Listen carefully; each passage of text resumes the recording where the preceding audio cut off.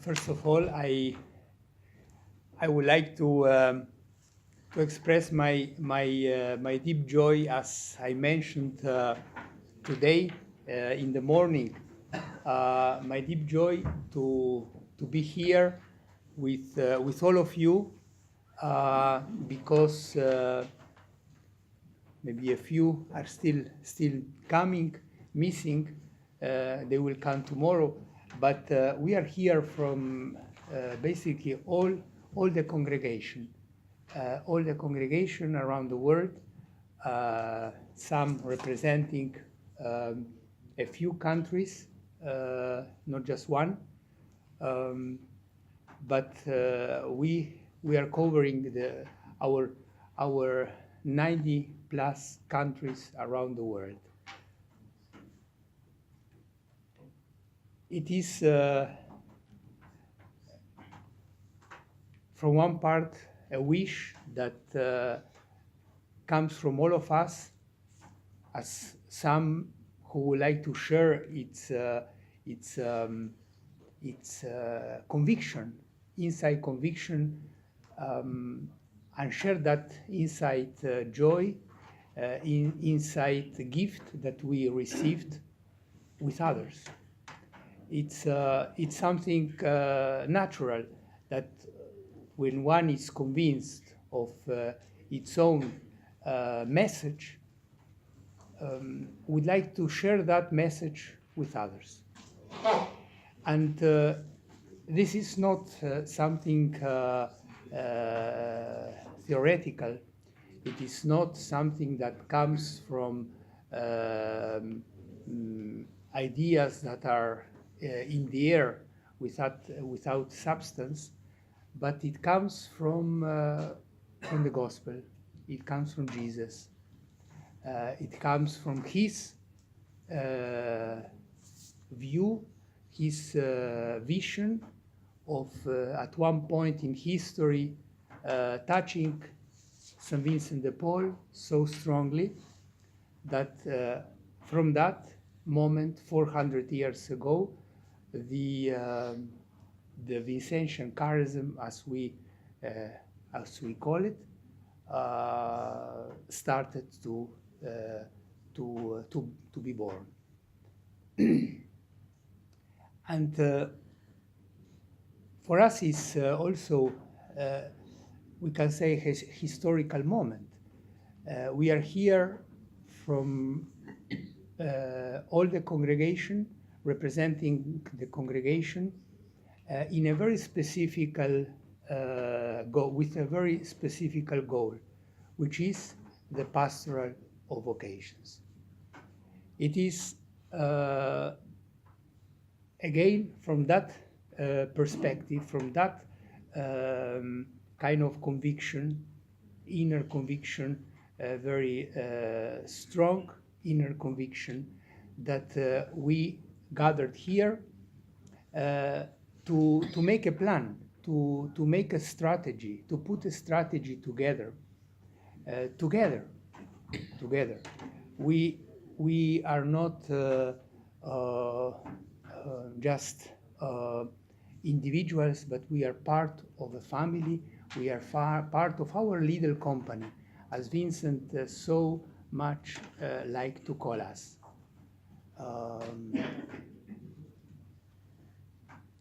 But that little company, that does not mean that we, with our conviction, don't need to do all what we can to share and to expand the charism, expand also our presence in the world, where we are already, and also to new countries.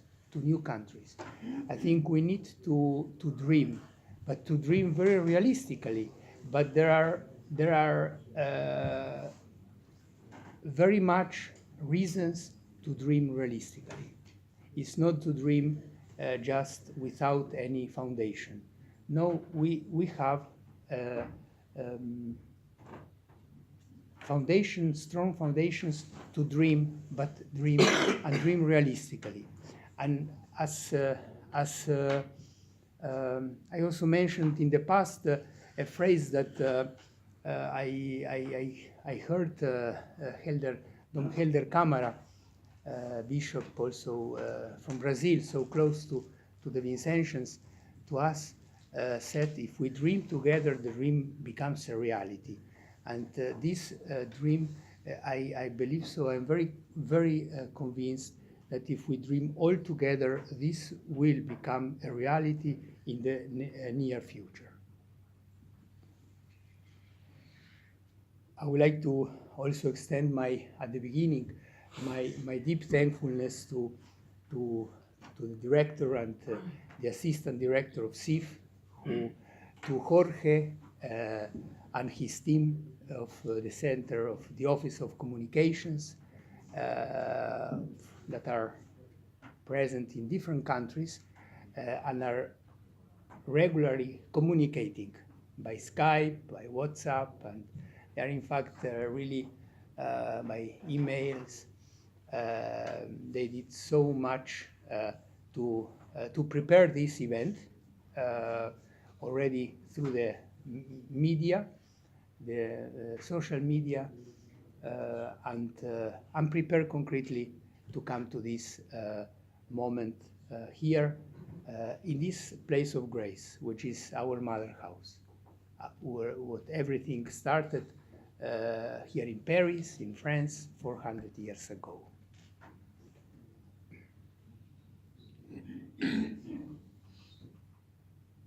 Jesus is calling today in every corner of the world. I think that this conviction and this phrase can really needs to really come very deep in our hearts, that Jesus is calling today in every corner of the world. We are not making difference between countries where the response presently is high. There are many young people also coming to our congregation, joining us, and others who presently we don't have that many or very few. As far as the call from Jesus is the same. He's calling very strongly all over the world, and that comes from I think normal or logical conclusion that Jesus was entrusted a mission in his life from his Father, and it was to bring everybody, all the world, all humanity to him, to build the kingdom, to bring all to heaven. That mission was his central mission, and that mission goes on. If Jesus got that mission, we cannot think otherwise that he was totally convinced of his mission. And that is very much shown out of his life. He went all the way up to his suffering, passion, death, and then resurrection. He gave it all for the mission. In that sense, he keeps calling. He keeps calling after 2,000 years, and will keep calling to the end of the world.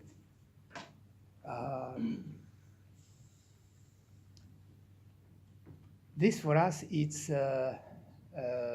especially moments of sadness, of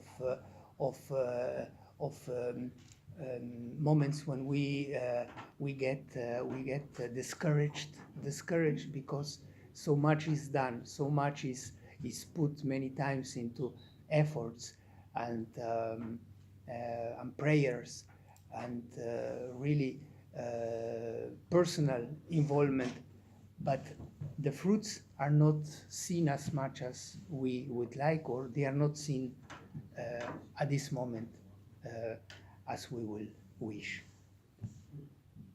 Speaking of vocations, I prefer not to say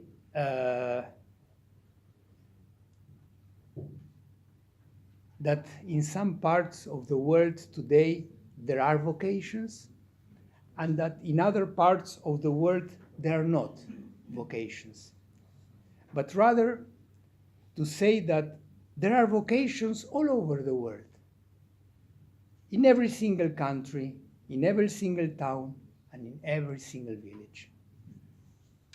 The question is not if Jesus is calling, but the question is if the person whom Jesus is calling hears the invitation to the mission, to the call, or the call, and with trust and confidence responds to the call.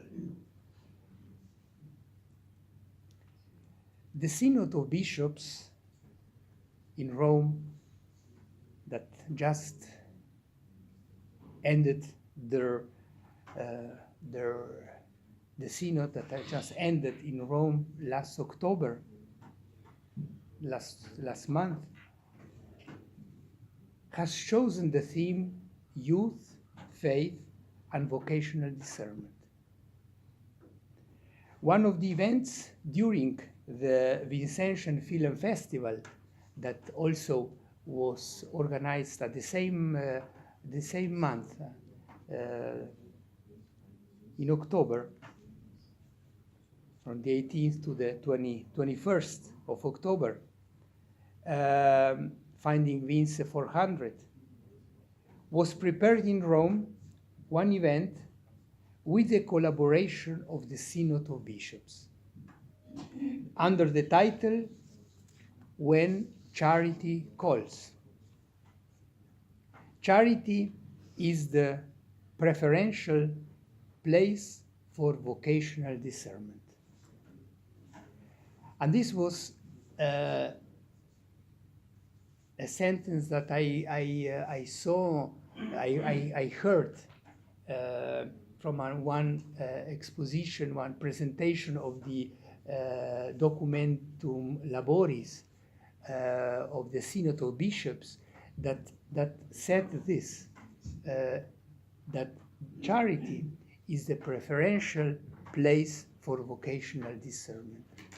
And I thought, and others, the reaction was, but if this is so, then we have a beautiful opportunity to do something also together with the Synod of Bishops, an event, the film festival, which theme was the globalization of charity, through the media, the movies, and then the Synod of Bishops, the vocational discernment of the youth, and charity being the preferential place.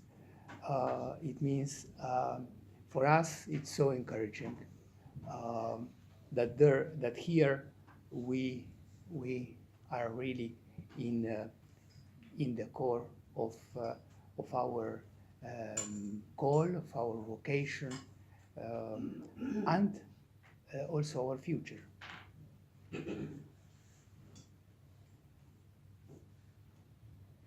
Our focus becomes not vocations or not vocations, but our focus becomes to help youth respond to the call.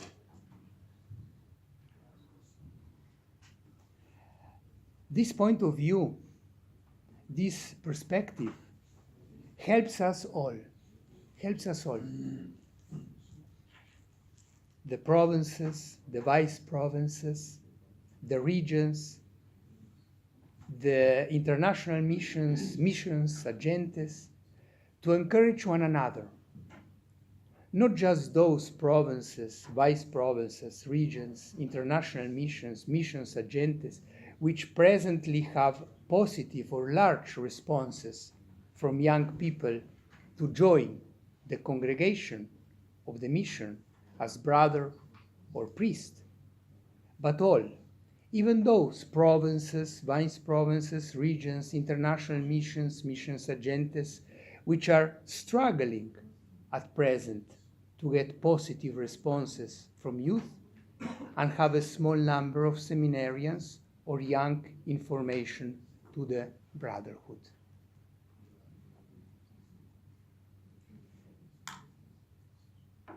As I mentioned in the beginning, this is the hope that comes from Jesus himself, and he for sure cannot forsake us. Vocational ministry, it's and must become more and more a priority for our leader company. In every province, vice province, region, international mission, mission agentes, we need confreres whose first responsibility is vocational ministry. We already have many examples within the congregation, but we would like to make it a priority in the entire congregation.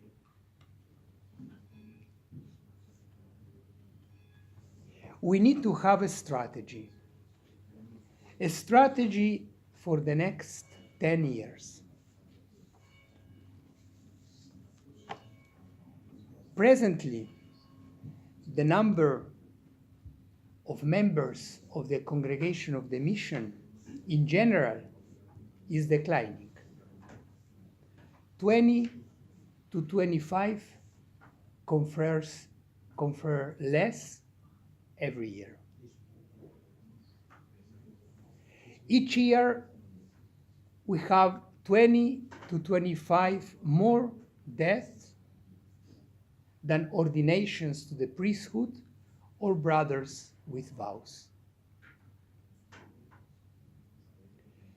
As we look forward from today to 10 years from now, we need to set ourselves a goal, not just to break even on the number of confreres who die with the number of new members to the CM, but with God's mercy and trusting in providence to start increasing in numbers. For us to reach that goal, it will be important that the whole of our little company make it part of its ministry, having vocation ministry as part of all we do and all we are. In addition to taking on this task as a member of the congregation of the mission as a whole, it is indispensable that each province, vice province, region, international mission, mission agentes, have at least one confrere whose first responsibility will be vocation ministry. It is true that many times a confrere has 3, 4, 5, or more responsibilities, ministries at the same time. Areas of service, but the goal is that among so many different areas of service, at least one confrere or a team of confreres, where possible, have a vocation ministry in first place, beside other responsibilities, who may come to second, third, maybe fourth place.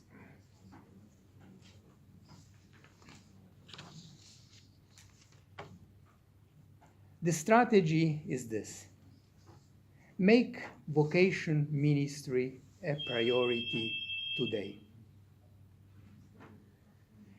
In some cases, we may need to leave some other ministries or services we are involved at the present.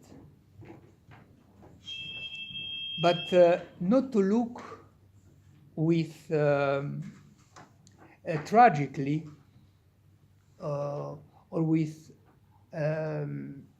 desperation if we need to do that. Because in the near future, in the next 10 years, if we put all the energy from our part and believe strongly in God's providence and mercy, by increasing the numbers, first leveling and then increasing the numbers of members to the congregation, we will be able to take back the services, and not just take back the services, but even take on new ones.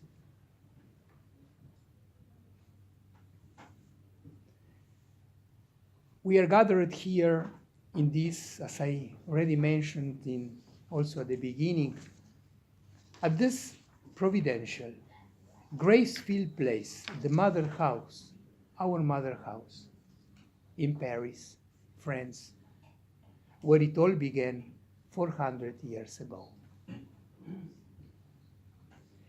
We are here to replenish our hearts and minds with inner fire, with ever more closeness to Jesus, to his mission, our mission, in the spirit of our Holy Founder.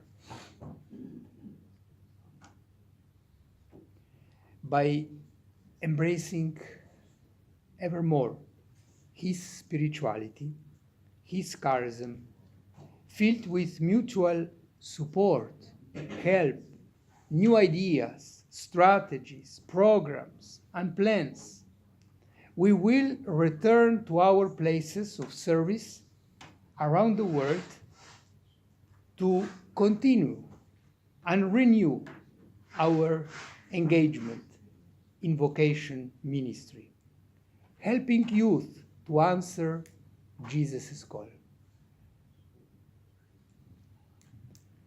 From the General Curia, the Office of Communication of the CM, we are at your disposition in any way we can help. Individual and community prayer, adoration of the Blessed Sacrament, mortification, are and will remain sources of new positive responses to Jesus' call. This should be accompanied by creative new ideas, initiatives, for and with young people to respond to Jesus' thirst, to Jesus' invitation.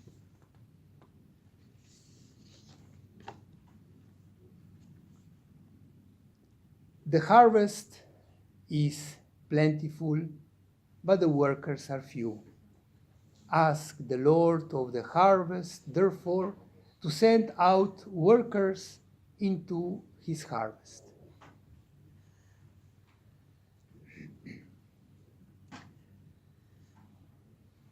As Andres mentioned at the beginning, that maybe I came with a project or plan ready and prepared. As you can see, it's not the case. I did not come to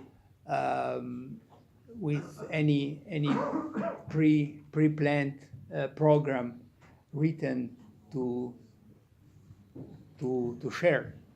I came rather because all this will come from you, among us in the days to come. I rather came here to share my my conviction and my wish and my dreams with all of you, and a strategy, and that may be called a strategy for the next 10 years. I think we need to be very, very concrete as we will come to maybe a final document, a final proposition for the whole congregation. That we also set ourselves time limits. Providence will work its own way, but from our part, we will be a help for us to put it into a frame, into a concrete time frame.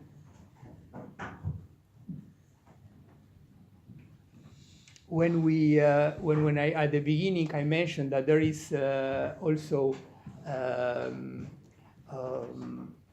reason for concrete hope, that this is not just something that it's good wishing and there is no any concrete base or foundation. No, they are, because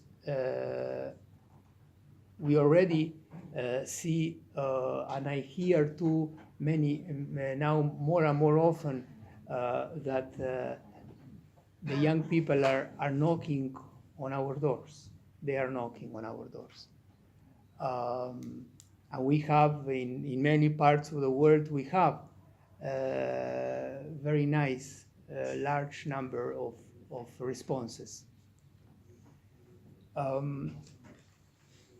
few months ago, we did a survey. Maybe some of you, of course, know, because we send it to the provinces where, especially to those provinces where we, from the General Curia, support financially formation, where the needs are to help financially the process of formation.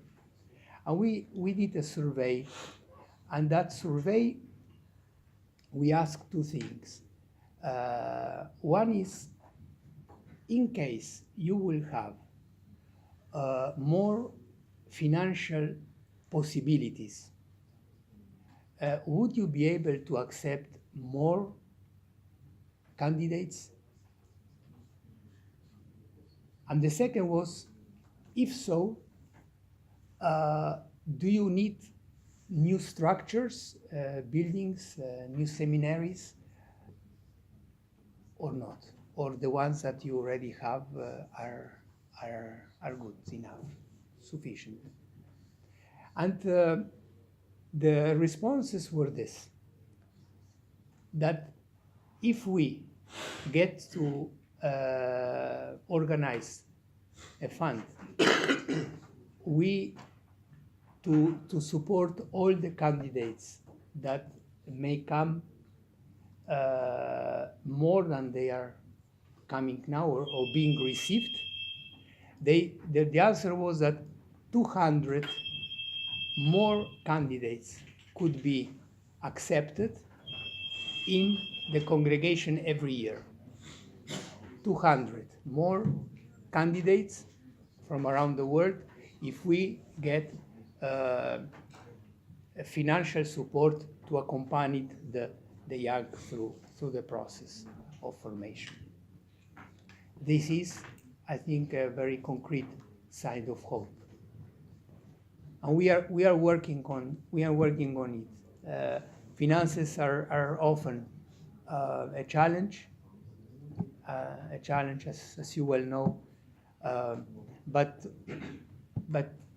I believe too that if Jesus, if it's his work, we will find finances to somehow by knocking doors, to maybe in a few years to really be able to receive 200, maybe starting, slowly as the income will come, but to come to that number means that it's a sign of hope. The other, as far as buildings are concerned, most of the provinces or the vice provinces, regions, already have enough space. Five new seminaries needs to be built, and they're already in process. One is in Enugu, in Nigeria. One is in Ethiopia. Rwanda, Burundi, the region Rwanda, Burundi started to build, and hopefully to be finished in 2020. The Philippines, and then India North and India South. And for that, I believe and trust that we will at some point be able to help. It means there are signs of hope. Even new missions are being, and that will give us also a new perspective of new. As we open, we open. It means it's always a blessing. It's a blessing for the ones who send and the ones who receive. New missions are planned to be open from the part of a province in Cambodia, Laos, as we have our confrere who is also participating, as we heard, is visiting, but already are accompanying those two countries as well as Thailand. But the idea is to found a permanent mission. Then Myanmar, the northern province of India, is thinking to open now next year, God willing, a new region will be opened. We have two provinces in India. A new region will be a northeast region. It means with a view, God willing, to become in the future vice province and then province. As well as Myanmar, the next country, the bordering neighboring country to India, already also a mission and mission it's planned to be open. The same in Sri Lanka, the southern province of India. It's reflecting to open a mission in Sri Lanka. Nigeria, it's opened and mission in two African countries.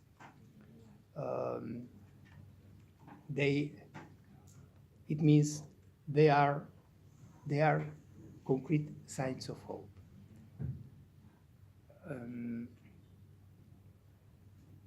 As well as the mission spirit of many provinces where the responses are presently large. They're open for the mission agendas, which is also a sign of hope, because that gives us always a new territory and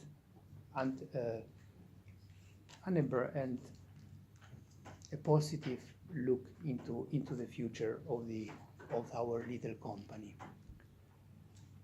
if you, the ones conference who were able to visit already the General Curia, and I hope everybody at you at one point will be able, who still didn't visit Rome, our house, which is the house of all. It's open to all. It's our community. We have a mural at the entrance. We have a mural, and that mural, if you remember the ones that did not have the chance yet to see, reflects from one part our 4 vows, and from the other part our 5 virtues. Our brother, confrere brother Mark from the DePaul University made this mural, who is the professor at DePaul University. When you enter, you see the face of Vincent, made up with small faces. Vincent, who saw in every single person, and the poorer the person was, Jesus more clearly was filled with that spirit. And we have the one part, the 4 vows: chastity, poverty, obedience, and stability. And then the 5th, our virtues from the other side. We have humility, we have simplicity, we have meekness, we have zeal for the salvation of souls, and we have mortification. And then the idea is, and that the picture he took is a harvest, kind of representing, showing all the 4 vows and the 5 virtues. And then we go out towards the, let's say we now are going out, the house, the main door, and you see on the side, you see also the harvest. But the harvest, it's also made there by faces of persons. The harvest is ready. And on the sky, you will see the figure of the Trinity and the word evangelizzare, to evangelize. Now, filled with that spirit, we go out. We go out into the world, into the harvest.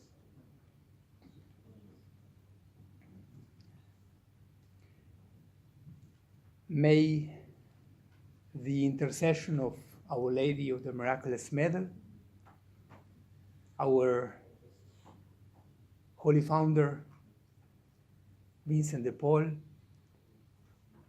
all the other saints, blesseds, servants of God of the Vincentian family, help us to make the culture of vocations ever more a reality around the world. For the end, and then I think this second part maybe even even more, because I'm going to hear you much more interested, much more realistic from where, because you are on the ground, to have a time after, as Andres said, of questions and answers. I have 4 questions, if you would like to write them down, to reflect on them. And these questions are, first, as the little company, are we presenting to the world the prophetic value of our vocation? As the little company, Are we presenting to the world the prophetic value of our vocation? Second, can youth find in our communities places of brotherhood, friendship, schools of communion, centers of contemplation, places of service and mission? Can youth find in our communities places of brotherhood, friendship, schools of communion, centers of contemplation, places of service and mission? Third, as the one responsible for vocation ministry in my province, vice province, region, international mission, mission agentes, what is my fundamental commitment to develop ever more a culture of vocations?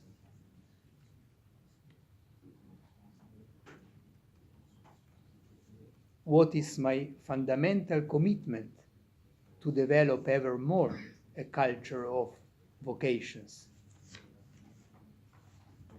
And the fourth question,